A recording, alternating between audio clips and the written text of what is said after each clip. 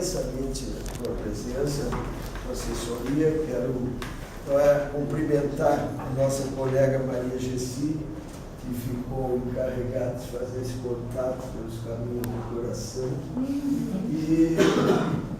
E te dizer só como funciona isso. Quer dizer, nós assumimos a responsabilidade de escrever um livro de contos históricos sobre os 50 anos do golpe de 1960. Claramente, 50 anos do golpe. Mas nós começamos já com o pré-golpe, ou seja, o primeiro conto, que evidentemente que não vai poder, cada um vai escrever os seus contos e nós vamos ficar coletando. Mas queremos que tenha um conto, já estão escritos, sobre o suicídio de Getúlio Vargas, que é o pré-golpe, 10 anos antes. Depois 61 na legalidade, depois o golpe em si, e depois o que aconteceu, alguns acontecimentos primordiais durante o período da ditadura, e depois até o momento presente. Quer dizer, nós queremos também registrar sequelas da ditadura. Outro dia eu fiquei apavorado, deve ter conhecimento, do que nós continuamos do orçamento nacional pagando aos bancos particulares do Brasil. É uma vergonha, uma coisa, uma tristeza.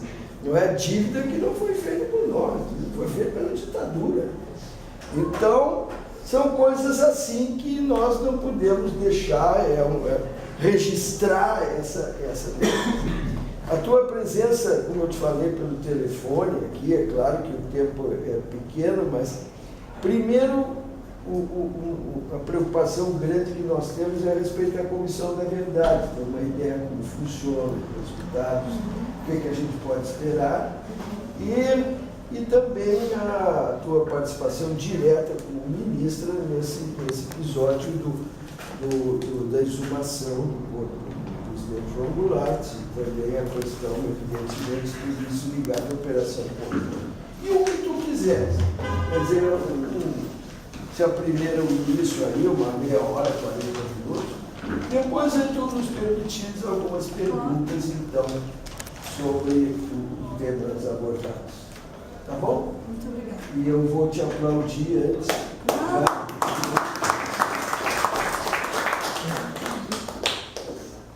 Bom, então eu quero agradecer ao professor Francisco Leite, Maria Gessi, a todos os teus colegas aqui de aula, de oficina.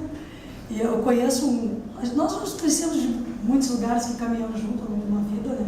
Militante, uma vida militante aqui em Porto Alegre, mas eu também queria abraçar vocês na figura da Marília, né? Porque eu acho tão bacana encontrar a Marília assim, sempre, essa juventude com participação e consciência, como eu sou do pai dela, da mãe dela e da avó, né?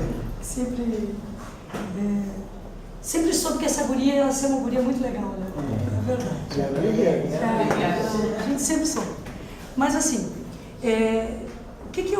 quando eu falei para o professor isso no telefone, eu fiquei pensando, mas como é que eu vou contribuir com isso? Porque na verdade vocês já ouviram pessoas que têm uma contribuição muito legal, né?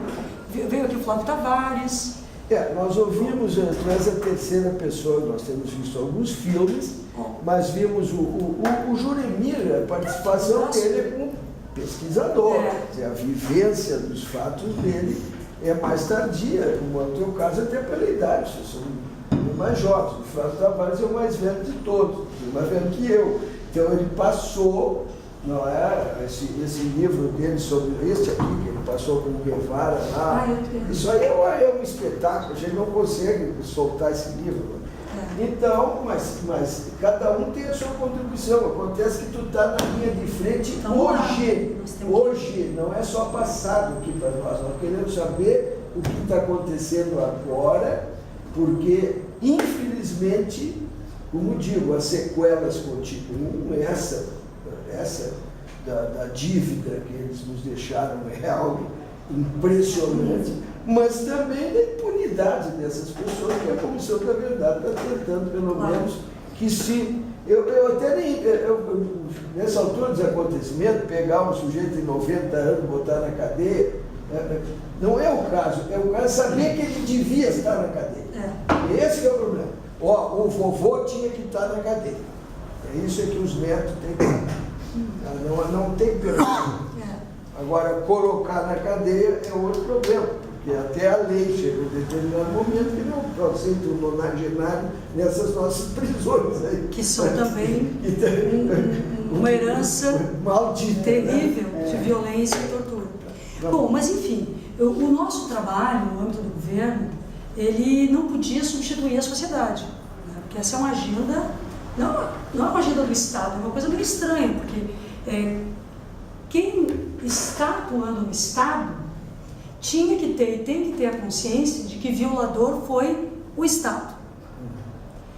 Então, o que eu acho interessante de referir aqui com vocês foi a busca que nós planejamos e perseguimos de constituir uma cultura sobre o direito à memória, verdade e justiça. Que mesmo quando a gente fala em direitos humanos no plano internacional, é um campo dos direitos humanos novo. Né?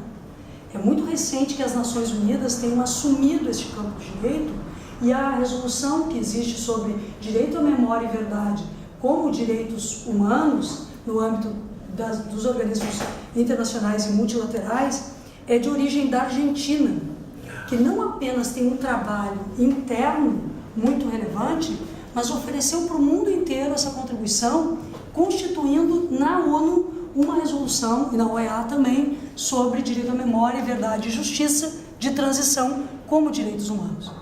Então aqui, como nós somos vizinhos, a gente tem que, os militantes de direitos humanos, tem que buscar e saber dessa história. E no Brasil sempre me incomodou muito, porque eu também fiquei vivendo, eu vivi justamente com vocês, o período do final da ditadura e a luta democrática dos anos 80. Né? Então, aquele período para nós, ele ainda está presente, em que pese nós não vivêssemos mais a situação, nós como militantes não estávamos colocados na situação de tortura, que na década de 70 era presente em praticamente todo o período dos anos 70 ainda, e muito forte. Os anos 80, eles já são um período diferente para a militância. Existiu repressão, existiu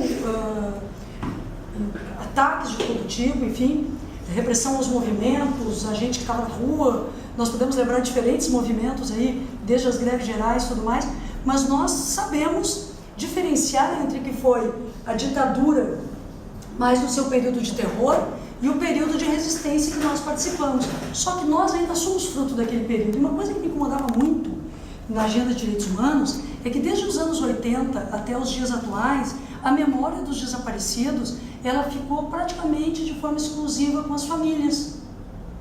Os familiares repetiam os nomes. A cada 31 de março as pessoas se reúnem. Mas quem lembra do João Carlos Raso Sobrinho, da Helenira Rezende? Quem sabe, enfim, talvez as pessoas tenham referência de um grande jornalista, de uma figura, de um democrata, de uma figura mais pública, como o Vladimir Herzog, ou de um parlamentar como o Rubens Paiva, mas esses militantes da juventude que generosamente entregaram a vida porque acreditaram, as famílias, sempre as famílias, estes não esqueceram. E o nosso período democrático, ele tem alguns momentos interessantes. No governo Fernando Henrique, nós tivemos duas movimentações bastante importantes. A primeira, a criação da Comissão Nacional sobre Mortos e Desaparecidos. E a segunda, posteriormente, a Comissão Nacional que lida com o tema da anistia, pelo direito à anistia. Né? Como essas duas comissões, compostas por pessoas como a Suzana Lisboa, como a Yara Xavier, por familiares, por representantes também das Forças Armadas, por representantes de direitos humanos, principalmente advogados, da área de direitos humanos, se fez um levantamento oficial dos desaparecidos políticos no Brasil. E se instituiu, então, algumas mudanças importantes. Mas nós sabíamos, tanto quando consolidou a ideia de uma Secretaria de Direitos Humanos, com um status de ministério, de um espaço de direitos humanos dentro do governo, nós sabíamos, e eu fui da Comissão sobre Mortos Desaparecidos, como representante da Câmara dos Deputados no meu primeiro mandato, em 2013, 2004. Eu representei a Câmara na Comissão sobre Mortos Desaparecidos. E cada uma das reivindicações que nós fazíamos, por informações junto ao governo, já era o governo Lula, nós recebíamos uma cínica resposta das Forças Armadas. Nenhuma resposta. Não existem arquivos, não existem... E nós fomos guardando aquela ausência de consideração. E buscando, são textos, tem histórias ali contadas na Comissão sobre Mortos Desaparecidos, entre 95 e 2005, em 10 anos, que são histórias interessantíssimas. Eu tenho memória de uma história de uma menina que foi morta no momento da prisão da Yara Evelberg, em Salvador. Nós assistimos o filme sobre isso. Então, essa menina, ela se chama Nilda Cunha. A Nilda, não há sobre ela muitos registros, mas ela era uma menina secundarista cujas fotos no portfólio da repressão, nos arquivos do DOPS, são as fotos da festa de 15 anos. Meu Deus. Meu Deus. Então eu me envolvi com essas histórias das pessoas ali como relatora da reivindicação de que fossem reconhecida como responsabilidade do Estado a morte daquelas pessoas. A Nilda foi torturada aos 16 anos, ela foi presa, torturada, ela foi sediciada, e a mãe dela, que era da alta sociedade, enfim, uma pessoa posicionada na cidade de Salvador, consegue tirar a filha de dentro do porão, com a influência que tinha, e leva a filha para um hospital. E a Nilda, ela é visitada, tudo consta, pelo torturador dentro do hospital. Que bom. E aí, quando ela é visitada pelo torturador, tudo é contado de forma que ela tivesse, então, a partir daquele momento, cometido suicídio. A mãe dela se suicidou algum tempo depois, e é uma das histórias com as quais a gente lidou. E quando eu cheguei lá na comissão, então antes mesmo de ser titular da pasta, quando eu cheguei lá na comissão, nós levamos casos com o ex-presidente Lula, lá em 2004, para mostrar para ele que o suicídio de uma pessoa não era reconhecido como responsabilidade do Estado. Então, nós estávamos abrindo uma janela de 95 a 2000, aos anos 2000, né, dizendo das responsabilidades do Estado, quando havíamos assassinatos cruéis, tentando buscar dados que nós não tínhamos, confiando no depoimento das famílias e dos outros militantes, escrevendo a história, e por dentro dos documentos oficiais, isso entre 95 e 2004, e nos deparávamos com uma situação absolutamente injusta. Uma pessoa levada ao suicídio que não era visto como responsabilidade do Estado, porque não se assumia que a tortura não era só física, mas que as sequelas e a vivência da tortura realmente constituía nas pessoas o pânico.